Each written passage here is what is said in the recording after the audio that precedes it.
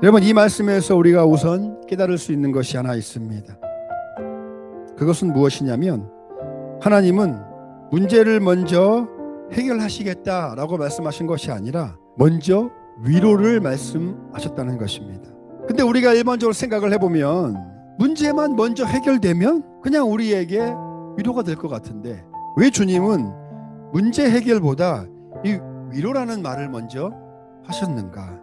이스라엘은 이제 곧 있으면 바벨론 포로가 되는 상황에 놓여 있습니다. 나라를 잃어버리고 그들이 그렇게 중요하게 여겼던 성전도 잃어버리게 된 상황이죠. 이런 상황 속에서 저는 이 위로하라라는 이 말씀을 묵상하면서 한 가지 생각을 하게 되었습니다.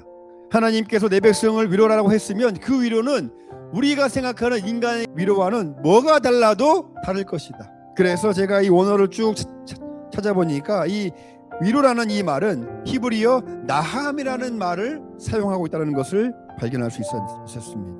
이 나함이라는 말을 쭉 보니까요, 무너진 마음을 다시 세우다라는 의미, 곁에 머물러서 함께 한다라는 의미, 새 힘을 불어넣는다는 의미.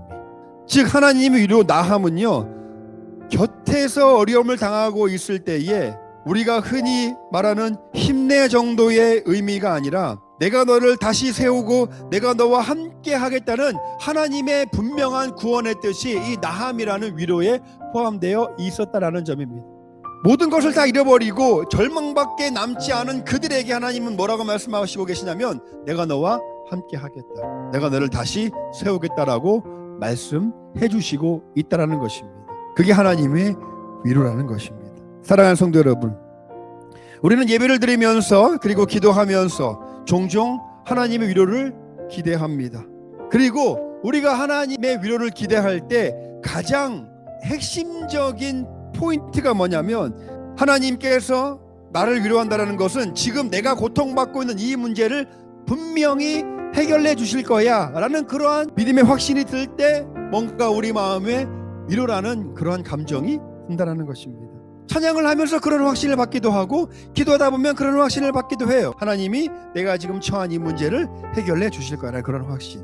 가만히 보면 우리가 하나님께 위로를 받는 게 근본적인 이유가 무엇이냐, 그것은 하나님께서 내 문제를 해결해 주실 것이라는 기대감으로부터 얻어지는 감정이나 느낌, 그걸 우리 하나님의 위로라고 느낀다는 거예요. 오늘 성경은요, 당장 문제가 해결되는 것에 포커스를 두는 것이 아니라 먼저 너희가 하나님의 위로를 경험해야 너희가 지금 직면해 있는 그 문제를 견딜 수 있다라고 얘기해주고 있는 것입니다. 여러분, 이걸 잘 깨달으셔야 돼요.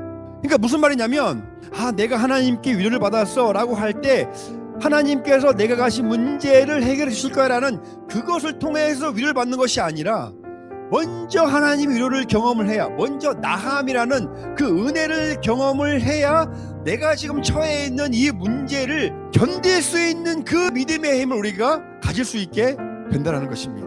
쉽게 예를 들어 볼게요. 지금 이스라엘 백성들이 처해 있는 문제가 뭐죠? 다 잃어버리고 포로로 잡혀갈 상황이잖아요. 그러면 그들이 기대하는 위로가 뭐냐면요, 하나님이 지금 당장 저 바벨론을 물리치고 이 문제를 완전하게 해결해 주시는 것이 그들에게는 위로라는 것입니다. 그런데 하나님은요, 그들이 가지고 있는 그 문제를 당장 해결해 주시는 것이 하나님의 위로가 아니라 그 포로 기간을 버틸 수 있는 힘이 바로 하나님의 위로 나함이라는 것입니다. 여러분, 이것을 깨닫고 못 깨닫고 차이가 엄청나게 큽니다. 왜냐하면 우리가 내 삶의 크나큰 문제를 만났을 때 보통 하나님께 바라는 게 뭐냐면, 하나님 이 문제를 해결해 주세요 잖아요. 근데 성경에 말하는 위로는 그게 아니라 너희가 문제에 직면했으면 그 문제를 버틸 수 있는 믿음의 힘, 그게 바로 하나님의 위로 나함이라는 것입니다. 믿음의 사람은 어떤 사람이냐, 이스라엘 백성들이 70년이라는 포로 기간을 버텼던 것처럼 하나님이 나에게 주시는 그 상황을 하나님과 함께 하면서 그걸 견디는 것이 믿음의 삶이라는 것입니다. 견딜 수 있는 자들이 갈 수 있는 길이 십자가의 길이고 버틸 수 있는 자들이 갈 수 있는 길이 믿음의 길이라는 것입니다. 여러분, 이걸 잘 깨달으셔야 돼요. 여러분, 그래야 신앙생활의 방향이 달라져요.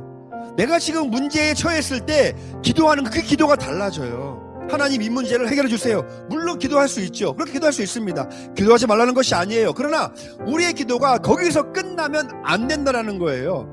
거기서 한 단계 더 나아가서 하나님, 이 문제 때문에 내 믿음이 무너지지 않게, 내가 가야 될 그 십자가의 길에서 내가 벗어나지 않게 해주시옵소서. 견딜 수 있게 해주시옵소서. 버틸 수 있게 해주시옵소서. 그렇게 기도할 때 하나님이 뭐라고 말씀하시나? 내가 너와 함께 하겠다. 이게 하나님의 위로라는 것입니다. 그게 나함에 포함되어 있는 의미입니다.